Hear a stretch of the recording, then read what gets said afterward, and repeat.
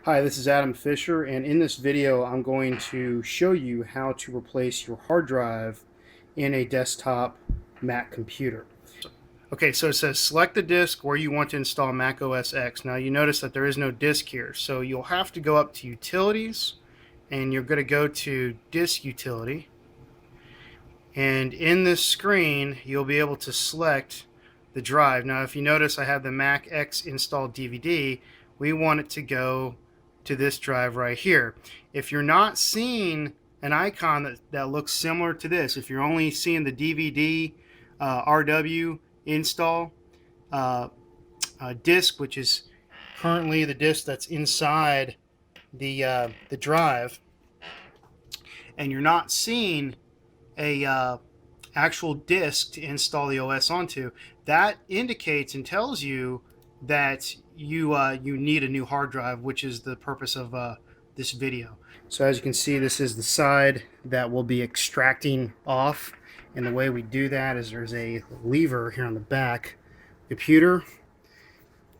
It's right here. I will lift up on that. That will unbuckle, and then of course this entire section will just come right on off. You just basically kind of push it out and then pull it straight up, and then we can see the inside of the computer. So looking inside the Mac computer, you can see the motherboard is right here with our chip and processor. This is the video card. Okay. Down here is the RAM. These are for the RAM slots, basically. And then the hard drive, believe it or not, is right here, and it's on the very far left. So we have these 4 slots right here. They all come out. As you can see, there's nothing in any of these, and you really just need to find the one that has it. And believe it or not, this slot right here is the one that has the hard drive. Now this hard drive is pretty old. This is what it looks like. It's got 4 screws here. I'm going to unloosen these screws, put this shell back on the new one, and I'm going to slide that back in. This is where it would clip in on the back. You can see it's got some grooves here, and that's just basically where it hooks into the power source. And that's looking inside it, and you can see kind of where it would hook in the back there. Okay, so it slides right in and it hooks right there on the left. You see the two areas, those prongs there. It's going to hook right back in. Okay, so before we insert back in the new hard drive, the first thing I'm going to do is I'm actually going to clean out this area. You notice that we got some buildup of dust in here. This isn't good for your computer, and what I like to use is these dust remover sprays. This is compressed air. It comes with a trigger. You can find it at any kind of computer store, and basically hold down this trigger and it will clean all that out. As you can see, it's much better. Just kind of clean everything and pretty much get all that dust off there. It helps maintain the lifespan of your computer. Now again, just looking at the hard drive, as you can see, this is where it will hook into the power source. Okay, this is your prongs. It looks like this on one side, and on the other side it's got the serial number information and the make, what it's for, as it specifies. Okay, so I'm going to actually use a Phillips head screwdriver, and we're going to unloosen these screws and take this shell component off. We're going to put on the new one, then we're going to slide that back in to that slot there where we pulled it out of. Okay, so I went ahead and I got this component off, that one side. I had to get a different Phillips head screwdriver, something that would actually fit these screws without stripping the screw heads. And just looking again, this is for Mac, the make, and then if you notice, the brand is Western Digital. And I have a replacement right here of Western Digital. This is the one I got within the store. As you see, this is a terabyte. That's a lot of space, enough for what I need. You can get various hard drives for replacement on these. You can get like a terabyte, you can get 2, and so forth. But the more the space, as far as terabytes go, the higher the price is going to be for the product. Okay. Okay, so as you can see, I got that component back on, screwed in place properly. I got those prongs back here, and that's where it's going to hook back in. And we're going to slide this back into the desktop. There it is. I'm just going to insert until it's nice and snug, and those prongs are back into place inside there. Again, make sure it's pushed all the way in, because if it's not, a lot of times computers will have a hard time reading it. All right, and there it is. I've got it nice. It's even. You can just kind of take your finger right across it. Shouldn't be poking out at all. And go right across, and we're good to go. Together here, we're going to hook it up. We're going to get the power turned back on, and it's going to be ready to go. Okay, I'm going to put this lever back and get all my lines back here, my monitor, my keyboard and mouse, Ethernet, your power cord. Okay, make sure that's nice and snug in there. Sometimes if it's not, you can try to turn the computer on all day and it won't flip on. Okay, so here's the install disk for the operating system. As you can see, I have Snow Leopard. Okay, this is a replacement DVD disc. We're going to go in and flip on the Mac, turn it on. Here's the computer screen. We should see it flip on here. All right, it's coming up. Okay, so I'm just going to go ahead and hold down the eject button, which is in the upper right corner of your keyboard.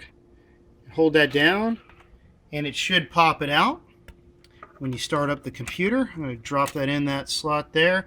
And if you have to, when you're installing the OS, you just go ahead and simply give it a little pressure, and it will go back in. If it doesn't work when you hold this down, to let it go back in the drive, okay? Okay, it's refusing to come up, so what I'm going to do is I'm just going to turn the machine off real quick. Just hold it down, kick it off, let it sit for just a second. I'm going to now boot it up with the disk inside the drive here. I'm going to turn it back on. And now it should shoot to the install screen from the disk instead of having the network icon. Okay, so the network icon was flashing on the screen, and eventually it did kick through. You have to wait a good while. You know, don't think it's going to rest on that network flashing icon. Give it some time. I had to wait just about literally 2 minutes, and just let that disk work and continue spinning in the CD and DVD-R ROM drive until you get a screen looks like this, and you can see the icon is working now on the screen.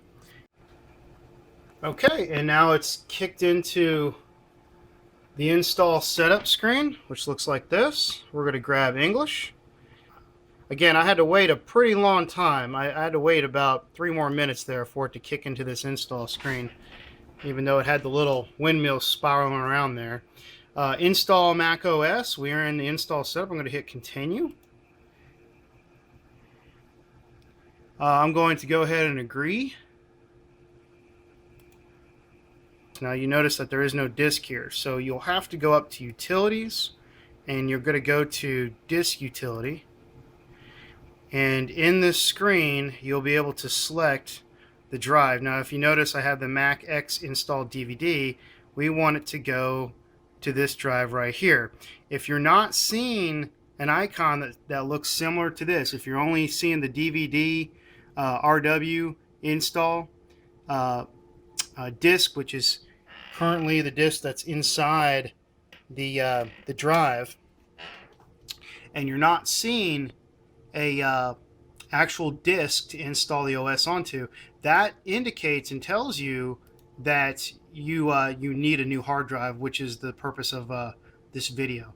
So we're going to select this hard drive, and I'm going to go over to Partition, and I'm going to make it Partition 1, and I'm going to say Apply, and I will say Partition. It's going to work. Partition complete. It's now entitled. That's perfect. I'm going to go in and close this out. And now, back in the main screen, we're looking again at what it's stating here. Select the disk where you want to install Mac OS. As you can see, we can now select it because it has been partitioned. And we're going to install that OS, the new OS, it's on that install disk, onto this new hard drive that we've installed in the computer. I'm going to click install. And it will install it. It's going to go through a long process because we've got to install that entire OS onto that drive. Now again, I'm installing Snow Leopard here. Remember, there's Lion, there's Yosemite, whatever it is, it carries out very similar processes. So just keep that in mind. So right now, as you notice, I've got 31 minutes, and it is installing the Mac OS onto disk. I've got an Untitled 1. That's fine. I'm not worried about naming it. And yeah, we're going to go through about 30 minutes now, but when that bar reaches here, the install process will be complete. Okay, so the install finished, and we have now a welcome screen. And as you can see, I'm going to select United States because that's my country. Click OK. Select your keyboard. Let's just go through this little setup process. Yeah, I'm not going to transfer my information. Apple ID and password. I'm going to go ahead and enter this. Okay, so I went ahead and put in my Mac username, which is your Apple ID and password. You will need to go to apple.com and set up an Apple ID. Now, you can see here I did so, and this is the ending screen that I went through the whole process and verified my email address. So you'll need to go to apple.com and locate where you set up your Apple ID, put in all your information needed. It will send you an email, you verify it, and then you can use that information to, again, install the operating system onto your Macintosh computer. Again, in this video, I did the hard drive. We installed the new hard drive onto the desktop computer, and we installed the operating system. I'm going to go ahead and click go. It's going to take me into the setup screen. As you can see, we now have all the information completed. I'm going to close this out.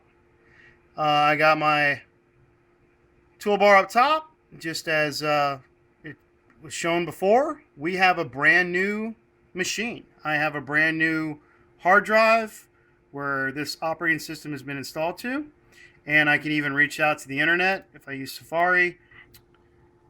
Hooked up the Ethernet line, and that's what we used in order to get all the internet set up as well. So I'm on the internet. I'm at the apple.com right now.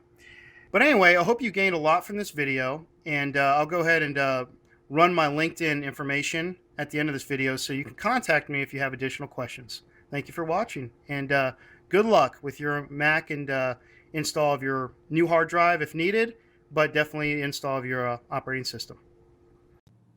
Keep in mind that you can go to my LinkedIn page at linkedin.com if you would like to link up with me and have me as a resource and a reference in your list of contacts.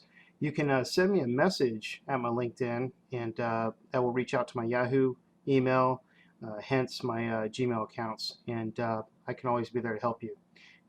Thank you for watching, and look forward to working with you.